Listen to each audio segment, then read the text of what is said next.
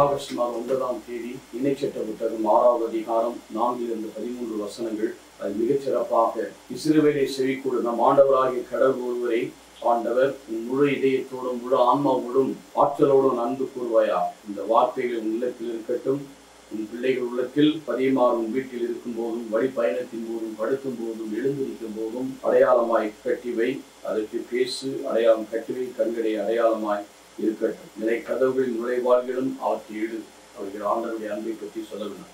அப்படி செய்தால் என்ன கிடைக்கும் என்று 11வது வசனம் சொல்லுகிறார். நீ கட்டி எழுப்பாத வசதியான நகர்களையும் நீ நிரப்பாத எல்லா செல்வங்களால் நிறைந்த வீடுகளையும் நீ வெட்டாத பாறை கிணறுகளையும் நீ நடாத திராட்சை தோட்டங்களும் ஒளிவு தோப்புகளும் உனக்கு கொடுக்கும் போது நீ உண்டு நிறைவு கொள்ளும் போது அடிமைதன வீடாகி எகிப்திலிருந்து உன்னை வெளிக்கொண்ட ஆண்டவரை மறந்து விடாதபடி கவனமாய்.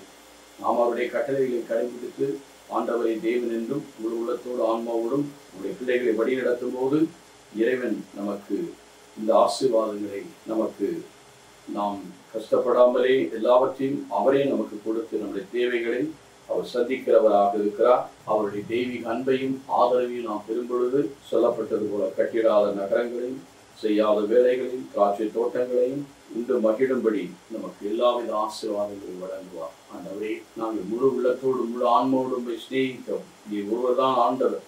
இதை எங்கள் உள்ளத்திலும் வாழ்விலும் எங்கள் குடும்பத்தில் இன்றும் கடைபிடித்து வாழ முடியும்.